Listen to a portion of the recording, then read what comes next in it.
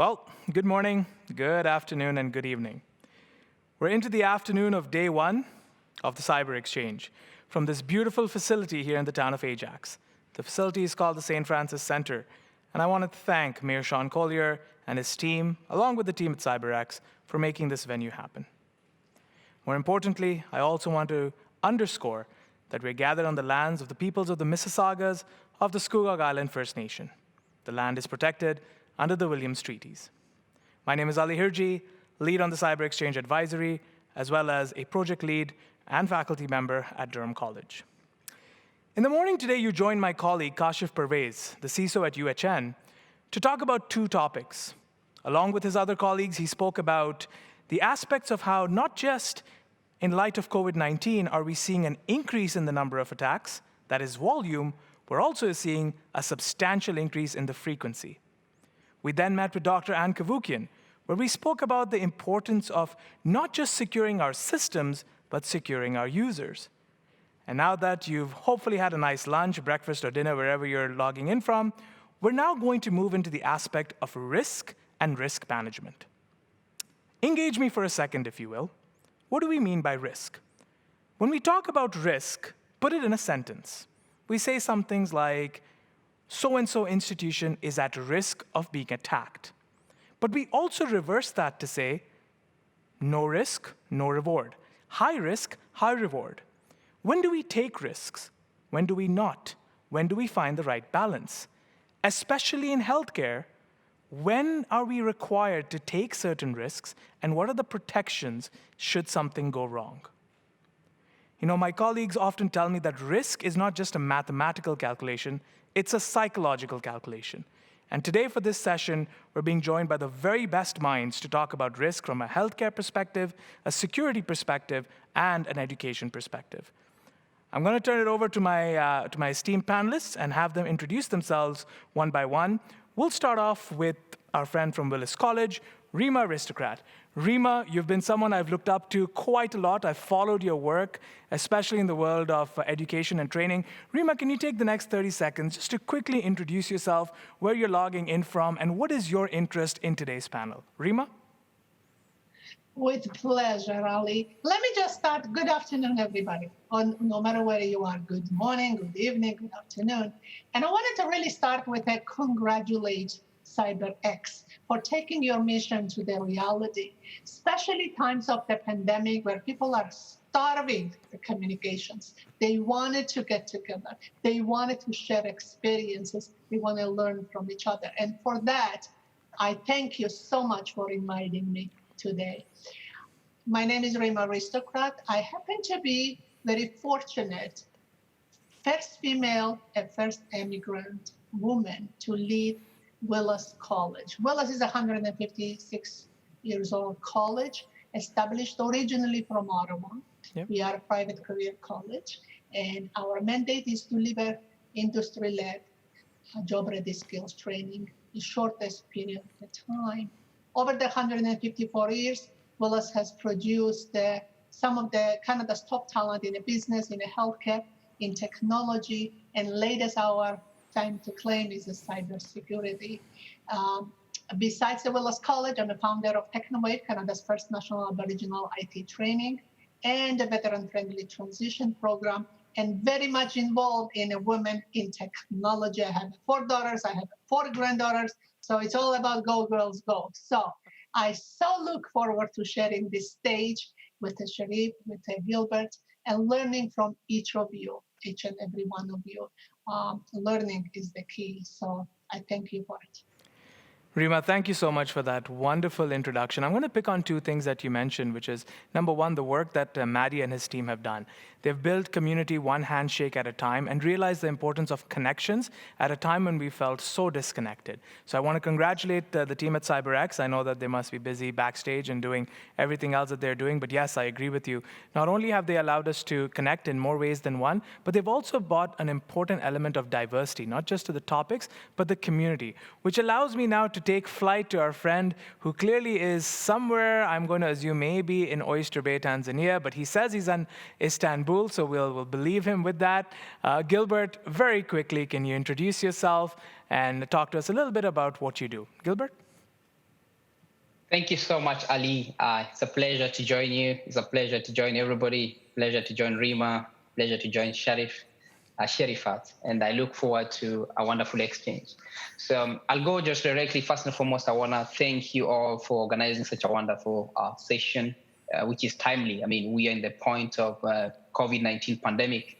And, I take the first few seconds, first of all, to just thank also our health professionals for working, tirelessly to ensure that we are safe.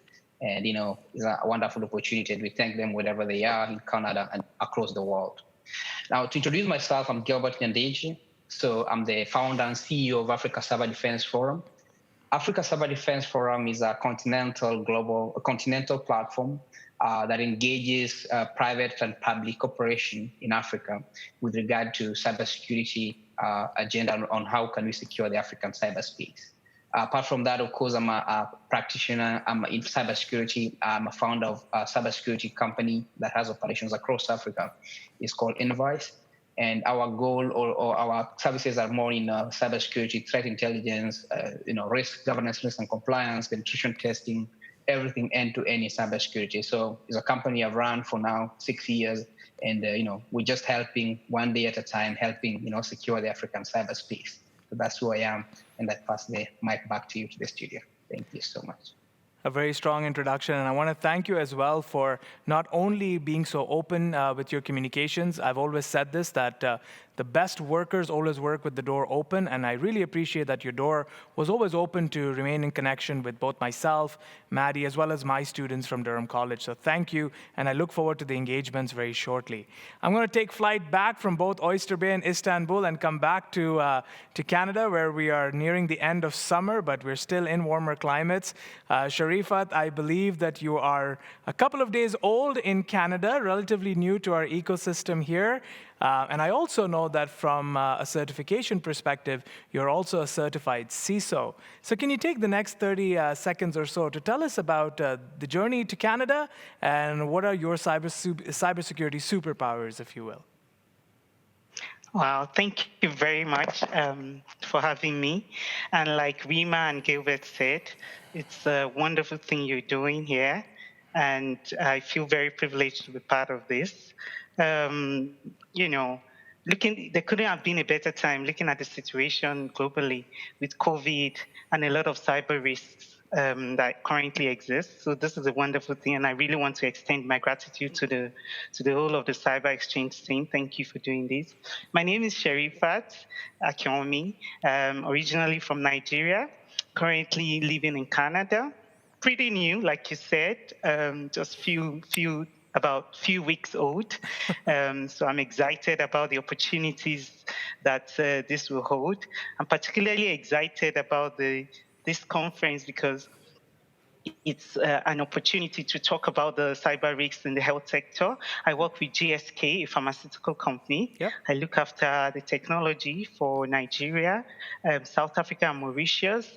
And, it's been an amazing time for pharmaceutical industries and other healthcare professionals around the world, combining the pandemic with other issues such as cyber crimes and cyber attacks. So I look forward to having a very interesting session today. Thank you. Thank you. And if the piece of art behind you is anything to go by, we're certainly at the dawn of some very new beginnings in the world of cybersecurity. And I would say that I've always maintained this wherever I've spoken or engaged, is that cybersecurity is not a product, it's a process. And I look forward for the next 55 minutes to engage you in the process of risk. Gilbert, I'm going to start with you. We always say that you cannot cut what you cannot measure. There are ways in which you measure certain aspects of security, certain aspects of our work with technology. Can you take the next few minutes to explain to our audience, what do we mean when we say risk management in a healthcare environment? Thank you, Ali. And it's quite an interesting conversation, and what a wonderful way to start the conversation. First and foremost, when you talk about risk, it's quite interesting that we are talking about cybersecurity risk. We're talking about cyber risk. And you're talking about cyber risk, you're talking about digital information. You're talking about information assets, what is critical to the organization. So when you look at, in this case, you're talking about, a risk in the aspect or the perspective of, healthcare. What I mean, here is that you're talking about critical information in the healthcare industry, and here I'm talking about maybe digital records or records of maybe patients. You're talking about innovation. You're talking about patents, for example, GSK, for example, where Sherifat is part of. So these are some of the, closure, or rather what I can summarize is what exactly are some of the information, or rather digital assets, because you're talking about cybersecurity and there's also information security. So when you talk about cybersecurity, you're going to the, talking the angle of digital assets. Correct. But when you talk about information security, now you come within the organization, you're talking about the information assets within the organization. So when you talk about the angle of risk and the definition of risk, I always like to put it very simple. Risk is a factor of impact and the likelihood. And for there to be risk, there must be an exploitation of a vulnerability by a threat. So in this case, risk is always associated with the angle of a negative part of it. But somebody told me one day that risk can also be positive. Yeah. And I would just like to bring it home in the sense, look at an example where we know that there can be risk, for example, with regards to us buying laptops, for example, to employees. Yep. But we would like to see it in a positive way because it helps mobility. So, but it increases the level of risk with regards to theft of information. Correct. Instead of us having a desktop, the risk there, we have increased the risk. So I don't know whether you see the positivity of risk. So yes, I know the negativity of risk has always been the angle, but there's also the other side of positivity of the risk. So we take the risk for us to be able to, take advantage of enabling the employee to be mobile. Yep. So at that point, the risk is positive. We know there's the risk. We know that the risk exists that when we buy the laptop to our employees, the theft of data can be lost, or the theft of information. Great. But that's where now I think, of course, my colleagues are going to develop is that where you're talking now things like controls. Yeah. Where exactly, how do you manage your risk? What are some of the different controls that you put in place to be able to manage that risk? So to allow my colleagues as well, to me, that's what risk is all about in the digital, or rather in the healthcare, is more about, you're talking about digital, about records of patients, you're talking about patents, and that's, to me, is the risk rather for the healthcare industry. Fantastic, Gabriel. And I want to work with that just a little bit. Sherifat, I'll come to you second. I want to go to Rima for a second, because at the heart of risk are the people at the table discussing risk, are the leaders at the table who are assessing the various scenarios wherein the risk matrix has to be understood.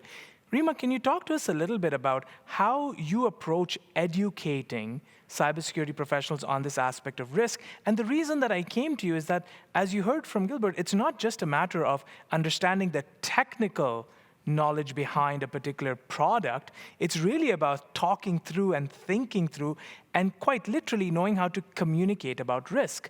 What are some of those skills that you help cybersecurity professionals with? Rima? As you all know, the global crises are mother of the invention. So we can look at both ways that what's happening in pandemic. And the crisis also sends you or pushes you to do something that you were not ready. You might have thought about it, doing it before, but not pushed yourself. As human beings are habitual people. We used to doing same things since we were born. And because we now are forced to do something differently for 5 or 6 months, it's not enough time to make changes periodically. What it comes to is an experience that I can share with you. What made Willis do or die in a pandemic time and times like this, it was a leadership. Right. It was ethical leadership and training. Correct. We cannot expect people to do something if they're not trained properly. When it comes to the cybersecurity, I am not technical at all, but I've been invited guest speaker about the crucial role of education and skills training in cybersecurity. I really have to start with a top-down. How many CEOs and CFOs are aware of what cybersecurity is? And if they're not aware of what it is, how can they solve any problems? But we're saying it's not necessary to train at that level of the people. It's too expensive. Well, if it's a cost bothers people, then you should see the cost of not doing it. Correct. It's going to be implemented. Employees are corporations' assets. And when I'm talking about the leadership versus ethical leadership, what does ethical leadership really means? When pandemic hit us, it was March, in the beginning of the March, and our school was on a March break. So we had the 1 week to come together and move all our curriculum, the business, healthcare, and technology online.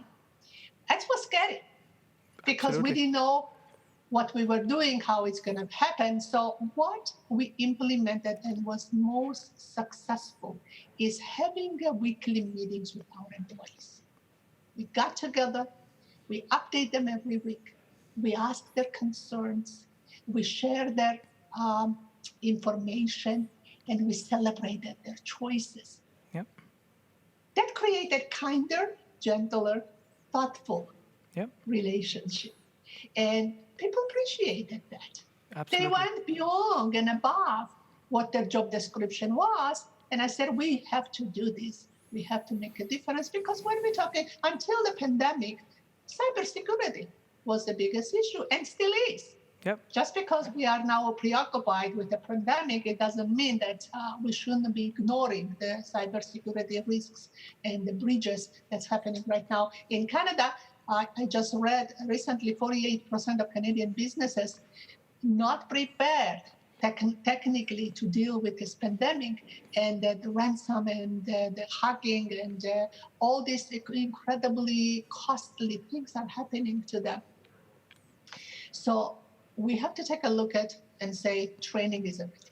Yep. You don't have to know everything, and we will not know everything, but you need to implement just-in-time training. And I'm not talking about universities. I'm not talking about the 4 or 5 years of university. Really, in technology, yesterday's news is today's old news. We don't have the time.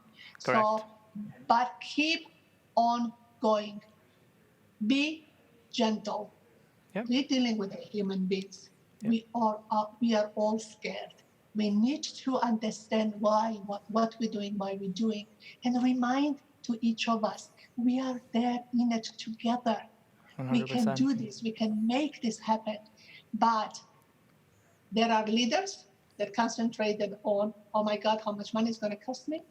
What am I going to make or save? Or there are another leaders that they are more they use more ethical approach about dealing with the people. And it means to be open. It means to be not secretive. It means that you don't have to reinvent the wheel. Take a look at the best practices that exist everywhere else, and communicate. And Ali, this particular event and your platform, I have to tell you that my hat's off for you because that's what we need. Yep. We need it. When would I ever meet Sherifat or the Gilbert if it wasn't for that, right? So that's what it means, that we need to come together. We need to share. We need to feel each other's energy and celebrate that, you know what, we made it, and there is nothing we cannot make. We cannot do and overcome. So that made a big difference in Willis's success today. And as of now, even the Willis is the only Canadian higher education that our cybersecurity analyst program is recognized by D&D and the Canadian Armed Forces. We just actually got awarded in a partnership with the KPMG to train Canada's cybersecurity operators. And this is for me such an honor to have the opportunity to be playing this historical role. So. Absolutely. And I think the aspect of just behind you where it says business, technology, and health is so important to realizing the need for understanding that people, process, and technology, and digging deep into the people piece. And I think I would agree with you, as you mentioned when we were talking over the weekend, is that you too had to take a bit of a risk in order to be in this environment because you calculated it. I want to now go on, and I thank you for that and setting a really good context for us. Sherifat, let's turn the conversation to you. You know, I've been speaking to a lot of our advisors, and we've often held this statement that CISOs and the security leaders are people who are able to look at a problem and prevent it from becoming an emergency. When it comes to risk in the healthcare standpoint, where do you start from? I'm seeing a couple of questions also coming in from our audience, so I'm going to weave that all in and ask you that, do you start at the patient side or do you start at the doctor's side? Do you start at triage or do you start at that application that you're using to get details about a particular patient? Where do you begin from in healthcare to assess risk? Sherifat, I'll give you a couple of minutes. Thank you. So responding to risk in the healthcare sector or any other sector for that matter, an organization needs to be proactive. Yep. And being proactive means that the risks should have been clearly identified before there's a need for a response. So what I'm trying to say is that even before the need arises for you to respond to an incident, you need to have planned, you need to have done your risk assessment. Yep. And what is that all about? That entails you looking at your business. First of all, understanding the business. From the healthcare sector, you need to understand what are the risks that can emerge for being in this industry, the healthcare sector. I'll cite 2 examples. We recently knew about the WannaCry attack, a ransomware attack some time back that was targeted at the healthcare sector. And you can imagine the impact of that on some hospitals couldn't work for days. Secondly, because of the rich and valuable data in the healthcare sector, information such as social insurance number, date of birth, bank account details, home address, and other details, all of these information are actually available in the healthcare center, which actually makes healthcare industry a soft target for cyber attacks. Yep. So cyber criminals can actually look there and see that this is where we can attack and get rich information from. Then we can use it to do other stuff. So identifying this as risk will help you prepare and will help you proactively put your risk management framework in place. And with that, I expect any healthcare organization or organization at that to have at least their enterprise risks. What are the risks in which we should be focusing on? Well prioritized in terms of the likelihood of it occurring and the impact. So while there's a risk of an employee losing his own laptop, probably because you're working from home or something, there is a greater risk in a breach on the healthcare system of a healthcare facility or a hospital. Because if there is a breach to that system, the attackers can have access to all of those personal information I shared before, and from there, you can only imagine what will happen. Right. Series of identity thefts, series of financial loss because of compromised information and things like that. So to answer your question, basically, to respond is to be proactive. And to be proactive is to analyze your risk and prioritize it according to its importance, to know which risk should we be focusing first and which one should, be at the bottom ladder of our risk. So understanding your business will help you understand your risks and help you put controls in place that will help you mitigate those risks. Gilbert, building off from that fantastic sort of landscape of where do you begin from, I will sort of plug in the questions that I have, and I've had previous conversations, and I'm following the Twitter feeds as well. There's quite a lot that we're getting in, so I'm going to try my best to sort of take what Sherifat said and pick apart a couple of chapters from it and a couple of pages that we can read through. So Gilbert, extending from Sherifat, a lot of the risks that were previously dormant prior to COVID-19, it was almost like a volcanic eruption, right? Now, after COVID-19, you're seeing, for example, the risk parameters have shifted dramatically, okay? Previously, we didn't have a lot of telehealth services. Now you're seeing close to a 40 to a 50% increase in the amount of telehealth services that are being rolled out. How and where do you begin from geographically? Is it the institution of the hospital, or is it the system as a whole? Or now, given the shifts because of the pandemic, is it actually at the patient level and at the person in the home that we need to shift a little bit of our risk focus? Gilbert? Thanks, Ali. Wonderful submission by Sherifat and Rima. It's quite interesting what you've just done. Building on the conversation on what Sherifat has said. She has taken the risk management process and she has drawn it apart. It's the best way to talk about risk management process, from risk identification, analysis, treatment to the continuous monitoring. She has summarized it all. But now to come to your question where you're asking now, look, we are now in this pandemic. Where do we start? Now, you have to understand that, and I will refer you back to a study that was done by CyberDMX in the US, Yep. In February 2020, where they were able to realize that, why is the healthcare industry the most targeted? 1 in 6 cyber attacks are happening in the healthcare industry. This is because the data that is from healthcare is much more valuable.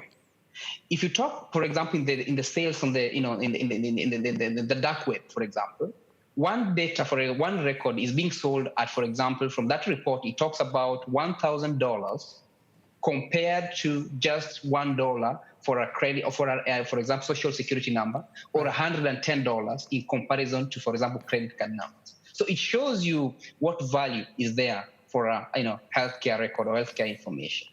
Now, where do we manage this risk? Now, you have to understand that the healthcare in itself has not evolved, to be honest, because you're looking at, for example, the IoT devices. Right. Some healthcare devices, for example, you have wearables or let's say insulin pumps, for example. Some of them are still using the IoT devices. You're talking about the interconnected devices, which, to be honest, is not very easy to secure. And that's one thing that we have to be honest with.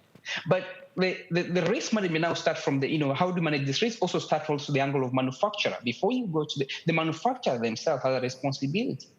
Can we also ensure the manufacturers of some of these devices also take full responsibility with regard to upgrading some of these devices, even if it means ensuring that how can they also be up to date? I remember there was a study I was reading that you realize you find maybe a machine is still running Windows Server 2003. Correct. This is an outdated system. So what do you expect? You saw it with NHS, for example, what happened with WannaCry in 2017, where the entire, healthcare was, shut down by ransomware attack.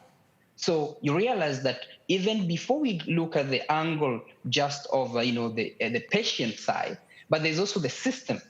Right. The system in the healthcare industry is outdated. And we have to accept this and realize that, we have to find a way to secure some of these devices. We understand the complexities are there. Now, the other angle that comes in is the cloud infrastructure, where now we're moving into the cloud. How do you secure the cloud? So that's another angle. And the last part comes into the angle of mobile devices. And I'm sure most of the healthcare professionals are using the so-called iPads, tablets, and they bring your own device. So now your risk management now needs to be able to focus on those, I can call them whether the threat vectors or rather the threat landscape has now quite increased, because now you're talking about telehealthcare, which you just asked me about. Yep. How do you ensure that your risk management process covers or assesses those levels of risk, both in the mobile devices, both in the cloud, as well as also with regard to the system itself? You're talking about things like penetration testing and assessment. It's the time now to also ensure that some of those systems in the healthcare industry are fully assessed, the upgrades are done, so that at least we ensure that these systems are up to standard. They meet the internationally acceptable standards with regard to security. We ensure that as well the employees are also quite aware with regard to the healthcare professionals are also aware with regard to what are the risks. Because you are seeing, for example, the attacks are now happening, is that I'll give an example in Africa. The latest one, which happened in June, is the life insurance in South Africa. Right. Where I think there was an attack as well. So you can imagine that level. And of course, there are many, many other institutions that are falling prey, to the cyber threat and cyber adversaries who are there just to get this critical information. So I'll summarize it into 3 angles. The risk needs to be managed from the system side, and you're looking at the cloud infrastructure as well, but you're also looking at the end user. In this case, you're looking at the professionals in the healthcare industry. And of course, the patients as well, in one way or the other, maybe also just more of awareness. But I'm looking at those 3 key elements or pillars, more or less, in the healthcare industry. Back to you. Yeah, I'll canvas that by saying, so Professor Danny Aniag, who I work with at Durham College, he always reminds us that, risk or security for that matter, but specifically risk, is not about looking at everything that you can think of. It's really about thinking about what you're seeing. There are certain things that you make a conscious decisions to say, this is not relevant right now or low risk, and you move to things that are at high priority. But to your point, you have to make certain decisions because there's only finite number of hours in a day. Let's pick up on that a little bit. Sherifat, before I come to you, as you know, Rima, we have a lot of not just students, but we have a lot of budding professionals in cybersecurity looking at continuously upping their credentials and sort of upskilling in different sectors specifically, or sort of different areas of cyber. Rima, can you take the next few minutes to talk a little bit about how do you ensure that when you're training people on security risks, that you're able to put them in real life-like scenarios? The theoretical part is great, but how do you recreate and immerse them in the practical realities of what a CISO in a hospital might experience? Rima?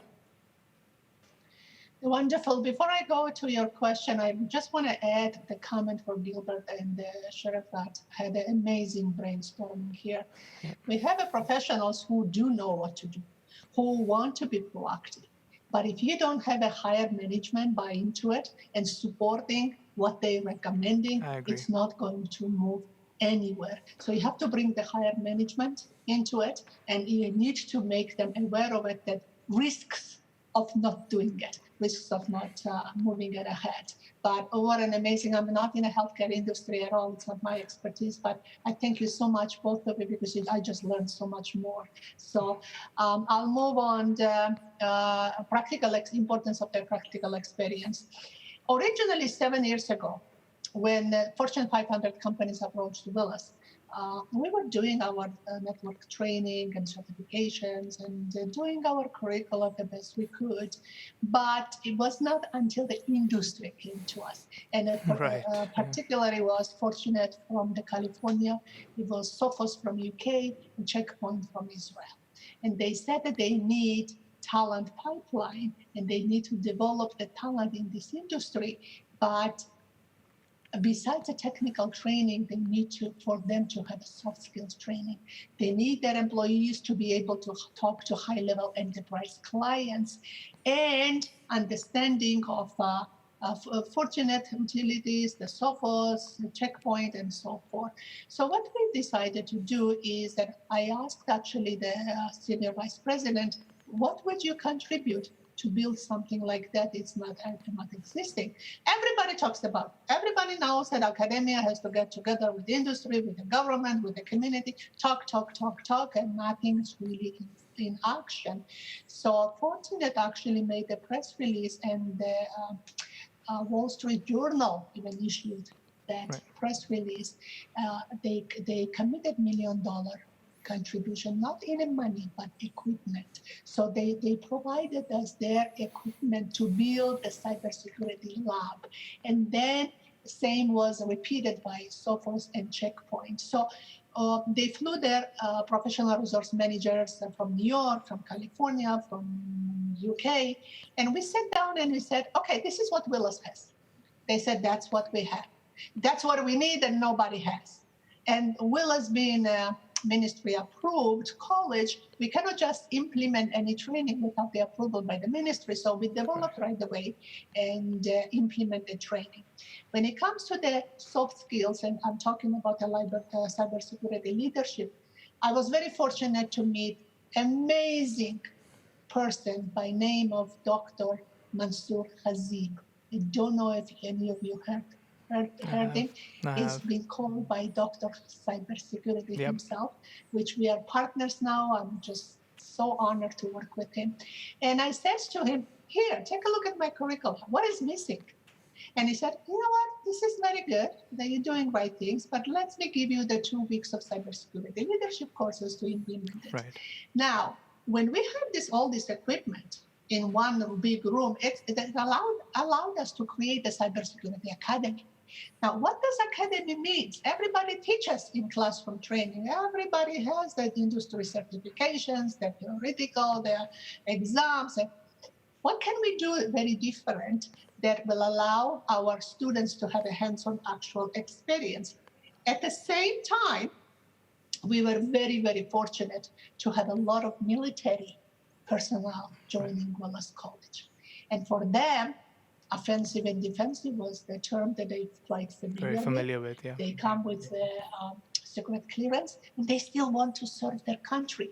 So they guided us, all of us guided us. And take a look at the NIST program, don't reinvent the wheel, but create a practical experience in a classroom. So all our programs, actually most of our programs have a 50 or 55 week education in classroom, and the combination with the actually workshop and the practical. When they are studying in each classroom, they are sitting at the Fortinet, they're sitting at the Sophos, they're sitting at the Checkpoint, and now our new partner is a KPMG, and they're actually doing the work like they were working. As part of and that organization, after that, if it's not even enough, they go on a practical. So now with all the partners, we are gathered together to create a SOC. I have to tell you that when first time they told me the SOC, I said, only thing I know about the SOC is what I put on my feet. I said, I didn't even know what the SOC was. Fair enough. But we have subject matter experts that they get together, and they do really want to make a difference. So you have to create that education with a practical experience. Education also comes, not only I heard why, but how I'm going to do it, with the soft skills, with even importance of the job preparation, even the interview skills.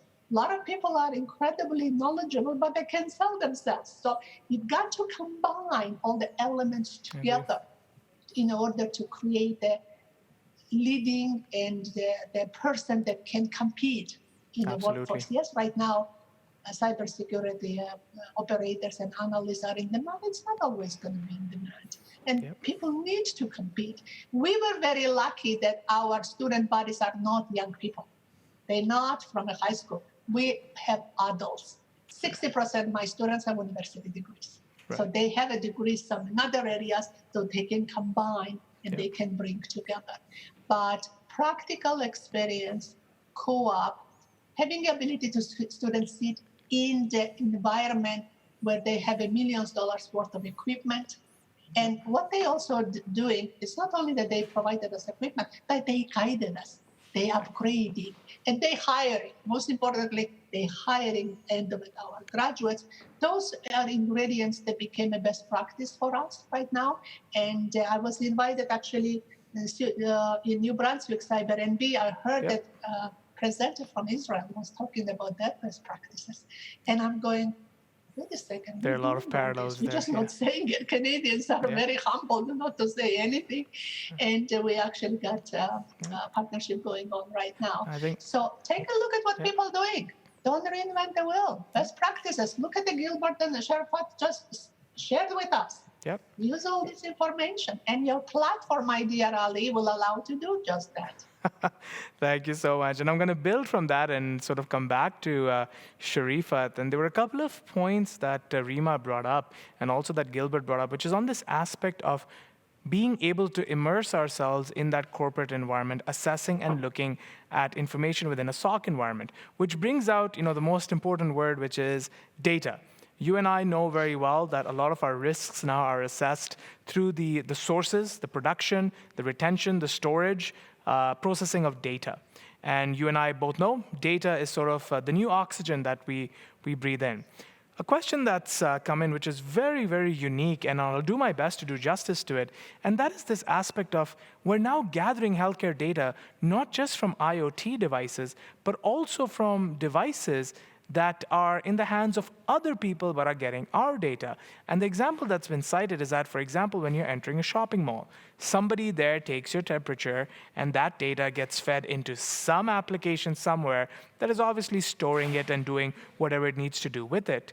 From your perspective now, and a healthcare lens, how do you now take into account the fact that we now have healthcare data coming in from multiple areas, and those data pieces are identifiable and can tell us something about a community. How do you protect against the misuse of that kind of critical personal health data outside of the healthcare institution itself? Sherifat? Thank you. Thank you for the question. And I'm so glad you talked on IoTs because since the invention of IoTs, it has brought about, it has just increased the landscape for vulnerabilities. Yeah. And when there are vulnerabilities, it leads to cyber attacks. So you mentioned a couple of IoTs, and surprisingly, medical IoTs, right from the insulin pumps that are internet-enabled to implantable cardiac devices, even the wireless watches, security cameras as well.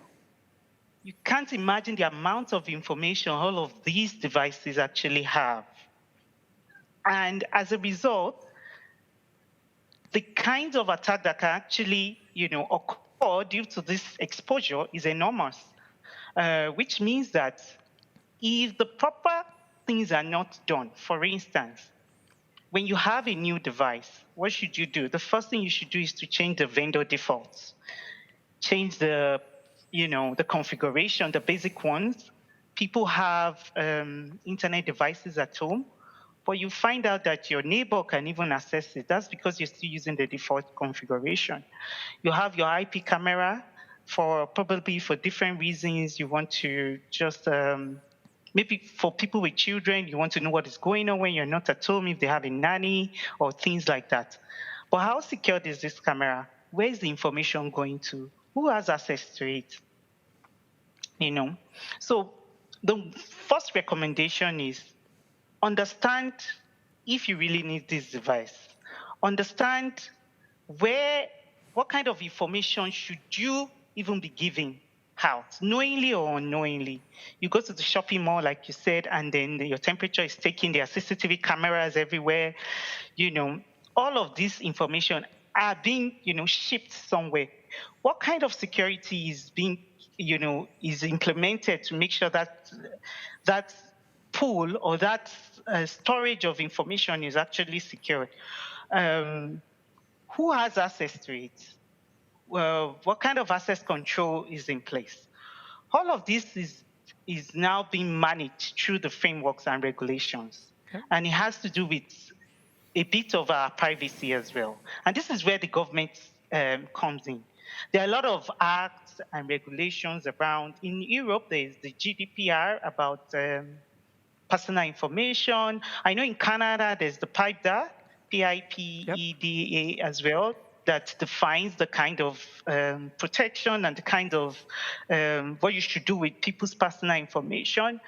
How adequately have the requirements of these standards and frameworks, how are they being enforced?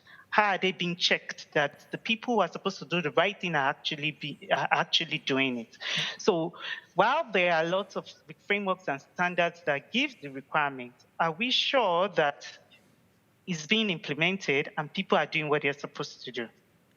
So it's more around an open-end question. Yeah, it is a very open question, and you have to pick on certain strands. And I'm going to pick on one, and also related to another sort of discussion that's been going on in the power hours that we have. But before I do that, I'll just alert our esteemed panelists. We have about 15 minutes, and I've got 3 questions that I want to run through and make sure that everybody has their voice heard on this platform. I'll shift the conversation back to Gilbert, picking on this aspect of oversight and sort of reviewing, is the person doing what the person's supposed to be doing? We spoke about this aspect of access control. Now, there are always policies that are in place, and I'm sure our friends at Willis College also, assess and analyze policy. We have a saying that, what policy governs practice, but who governs policy? And I want to ask that from the perspective of vendors. We buy various products and we implement them in our healthcare institutions to do certain things for us, to do mitigation for us, and whatever else have you. How, Gilbert, do you make sure that a vendor is staying true to whatever is written in that SLA and in that agreement? Gilbert? Thank you so much. It's interesting conversation. Even what Sherifat and Rima has just developed with regards to, education. But let me come to your question. You're asking me a question with regards to the responsibility, if I get you right, with Yep. regards to who is responsible. Correct. Now, it's interesting. I've been in secure cybersecurity for some time, and it's always a good question to ask about vendor and the responsibility. Let me tell you, there's a latest study that came out that was able to realize that a normal average organization manages around 45 products, 45 vendors. So in reality, you realize that most organizations are managing vendors than managing security. Because you look at an organization, they have a firewall, they have SIM solution, they have whatever, and all these are vendors. And fine, products are good, but we've noticed that the cybersecurity vendor market has become so I can't say there's too much noise. There's a lot of noise than reality, sorry to say, because everybody is now doing AI, everybody is doing artificial intelligence, every solution is doing that. So the issue comes into now the angle of the responsibility. But I think that's why now the organization needs to set up the right frameworks with regards to vendor management, with regards to vendor security, for example, where I give a typical example where before a system goes live, from a vendor perspective, let's ensure that at least we do some sense of source code review. This is a best practice. Can we ensure that at least this product that you're selling to us, does it meet some basic, a security requirement? Interesting. Yeah. Because unfortunately, you realize some products are being sold, but already they're being sold with vulnerabilities to some of these organizations. So it's upon the organizations themselves to set up quite clear policies and frameworks, how to manage third-party vendors, be it people who might be developing softwares, be it people who might be selling products to you. Do they meet the basic, cybersecurity or the security requirements that the organization that they asked to? Because that's the only way, and now we say now the CISOs have is a nightmare. Sherifat is a CISO. It's a nightmare. Every vendor is calling her. The moment she's in an organization, every vendor wants to sell this. Every vendor has the product that is going to solve all her problems. But the reality is that, there's just too much noise. So as a CISO, your nightmare is how do you ensure that you have the right policies and framework with regard to third-party management on cybersecurity, so that you ensure that before you go live, we ensure that we do test environments, we ensure that these are the number of the checklists that we want. If your product does not meet this requirement, then I'm sorry, you cannot have your product, cannot see the door, cannot come to our infrastructure, because you're going to expose even more of our infrastructure. So those frameworks have to come within from the organization on how do they manage the third-party vendor providers. I think this aspect of vendor management ultimately comes down to the communication element that is so central to what we do in cybersecurity. I've said this a couple of times, cyber begins with C, but so too does communication. And communication's at the heart of what we do. And I'll use this to come back to Rima. And if very quickly, Rima, if you can talk to our audience a little bit about who are the types of learners now that you're beginning to see walk through the door.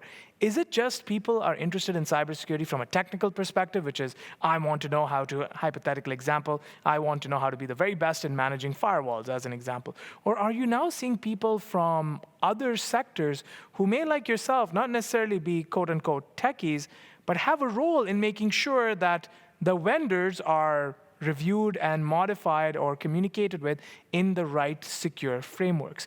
What is the interest level, and how are you seeing the field of cybersecurity and risk management training diversifying? Such an amazing question. Ali, about 5 years ago, I raised the question about cybersecurity in education. Do we even know who we're training? Right. And I took an example from after 9/11 when people taught how to fly, and correct, we all know what happened. Yep. It was very difficult because you cannot pre-screen entry-level people if they have a criminal background, where they come from. But I was able to manage to become a cybersecurity clearance house, reliability house. That was 11 years ago. And we've seen the people that, because our student bodies are adults, and a lot of them are immigrant or the internationally trained professionals, they have a different mandates. Adults, for instance, they need a better future. They need a better career. They need a better income to support their family. And we saw very little female going into cybersecurity. That's why D&D funded studies why women are not engaging in cyber defense, because women saw cyber as dark, as scary, not as family friendly. And then you start talking to people, and you'll be surprised that yes, it's always the career, because they're investing. They're investing in a training. They have to have a return on investment. But there is a combination of why they want to do this. Yes, they wanted to have a good career. Yes, they wanted to have these good salaries goes with it. But they really care. They want to protect. They want to do a little more, because cybersecurity is a World War III, World War IV. It's the worst thing that can happen to all of us. No matter how much money we all make, we cannot protect our children and grandchildren unless we start with the healthcare, we start with cybersecurity, and the elements that are kind of scary today to protect. So I see more, and especially with the military that I work with right now, they just want to continue to serve their country. Right. And I'm saying, who's the better to protect us that military people who already gave their lives for this country? So you're going to see that the more and more people moving towards touch and feel what's soft, what's hard, and a good combination of people genuinely care. And this pandemic actually brought something very unique. Not everything was negative. It brought back to be a human being, kinder, gentler society. And hopefully this is going to continue, because right now we care about each other. We care about the family. And then we say, well, it is very important to put something in our community so that our children and grandchildren have a better world inherit. So right now you see in a cybersecurity very different what it was from. Actually, I compared this with the healthcare. Doctors originally went in the field being a doctor because they want to make a difference. They wanted to save the lives. And they really didn't look at how much money they would have made in the very beginning. And that the driving force was the willingness to put something back in the community. I see same thing with the cybersecurity right now, especially the more women entering. Sherifat, you're my hero.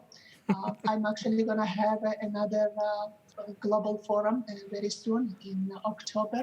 We wanted to engage more and more women into the security, because women we lead like across. We are more of the family-oriented. For us, everything is protecting a child, protecting the offspring, protecting, and that protection's got, not that I don't say that men don't have it, but I'm sorry, men, you cannot have giving a birth to their children. Therefore, that should equally involve female as well as male to go into cybersecurity.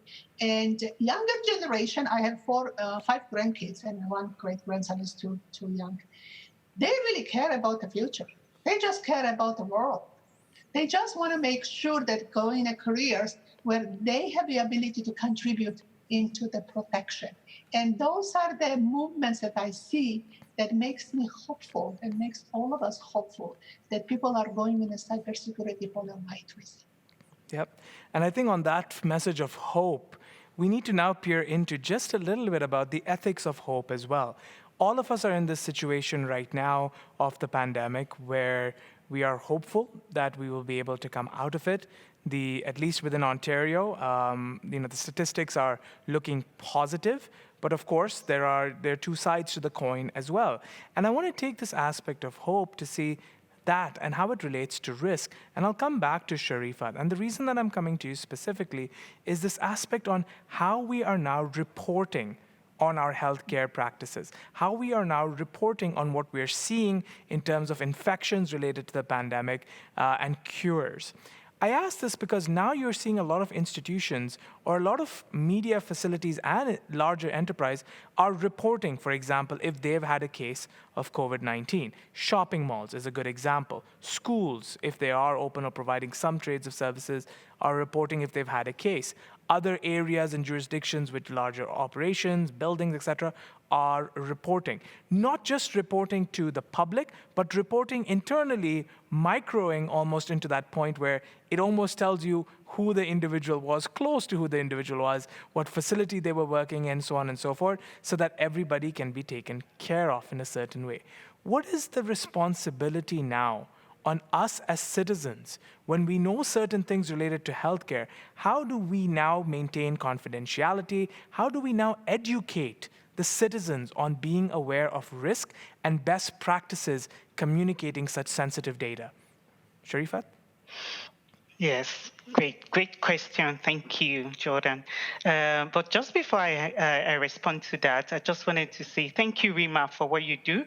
It's very, very important that we have gender diversity in cybersecurity, because that is the only way we can be assured that all kinds of problems, either relating to men or women or children or whatever, is resolved. And that is the way in which we can ensure that there's an all-encompassing solution to the problems that we are facing today. Now to the question about how we are sharing information. It's one of the issues, especially with the pandemic. And from my experience, what I saw at the beginning, when COVID was really hot and everybody, we were all worried globally, I think the focus was more around where is the infection, who has got it, at what rate is it spreading. Then shortly after that, maybe about a month or a few weeks after, then questions came about around privacy of these people that are even, having their information shared. Yep. What is being done to that information? I'll take, for instance, part of the requirement, back in Nigeria before I moved while working, was that when you come to the office, we had to put some measures in place, for instance, to make sure that there were only 50% capacity in the office, just to enforce the social distancing. And at the end of the day, you're also expected to fill out, what meetings you've had, where you sat for the meeting, who did you have the meeting with? Correct. Just to make sure that if there was any exposure to COVID, they could do the contact tracing appropriately and things like that. And one of the things we discussed as part of the leadership team was who will have access to that information. And it was a bit of debate because initially we wanted to leave it to the physical security team. Correct. Yeah. To make sure that, okay, as people come in, they are aware that, and when they're leaving, they had to fill the form, they're aware of, providing these details, giving details of if they had a cough or respiratory infection in the past few days, what their body temperature was, and things like that. And then we came to the realization that all of these are all personal and sensitive information. And as a result, it had to go to HR. At the end of the day, we concluded that initially the HR had access to this information because of medical insurance and some other things. So they were found to be the most appropriate department to handle such information. Makes sense. Not the medical unit, Right. not the security team, but it had to be the HR. And that brought a human factor to it because I don't want anyone to know that, I'm hypertensive or I have this condition, which doesn't relate to COVID. Yeah. But I have to disclose because they are risk factors to the health of, to the pandemic and could actually make me a higher risk of COVID. Yeah. So this is just an example of how we handled such information. Because of the level of sensitivity of such information, we had to look at it holistically, trying to balance the need for having appropriate social distancing, as well as the need for making sure everybody was safe. So we channeled it to HR, and then we put a system in place where, the information provided goes straight to HR, and HR reviews with the appropriate level of confidentiality, and at the same time making sure that they give the necessary information while the individual is protected. Yep. So this is an example of how we've managed privacy in respect to COVID and giving out all of this information. Fantastic. Now, I do apologize. We have 30 seconds of existence left on this session, but I do want to have a very quick comment that I'm going to share with Gabriel, and that is this Gilbert, and that is this aspect of what Sherifat just brought up, and it's a question that's come in, but I think we'll actually organize another session specific to the Africa Cyber Defense League, because what's come up is this aspect, we live in a dichotomous society where we have public sector and private sector. And I think a lot of folks on the siberXchange are curious to know how in the African environment, and let's say if we take East Africa, where we often have a philosophy of Hakuna Matata, is how do you actually bring private and public sector to innovate together, and how do you assess risk from a healthcare perspective? There are a lot of questions that have come in about innovation investments in cybersecurity in Africa, and if I have your permission, I'd like to propose that maybe in the next coming weeks, we host a power hour with you to discuss that particular angle. Is that okay with you, Gilbert? That's fine. I mean, it's fine by me. It's not a big problem. Fantastic. So keep those thoughts in your mind. I would continue this conversation for hours on end. I do have to sum up right now, but I will do my best to try and summarize what I've learned and sort of speak to our audience about, I think for me, coming into this with none of the expertise as my fellow panelists, is this aspect of there's a difference between saying something is a risk versus something is risky. As you heard from Sherif and Gilbert, is this aspect of if something is a risk, it is you're going to go down a particular path, but you know how to come back. If something's risky, you're going to go down a particular path, but you simply do not know how to come back from there. And there's a fundamental difference between that. Whether it's the question that we got on the SLAs, the question that we got on the procurement process, I think our audience has really taken into account that there is a need to understand people, process, and technology, and a time to know when it's right to take a risk and not so right to take a risk. My panelists, thank you again for your time. We will see you on the siberXchange platform, and I am sure this is the first of many more interactions. To our audience, we'll see you in the next 30 minutes for another fascinating session, which I have the honor of moderating alongside Connects Health and the town of Ajax, and Carol Todd from the Amanda Todd Legacy Foundation, where we'll be talking about the silver lining in the delivery of secure health services online. My panelists, thank you very much, and I appreciate all of your time.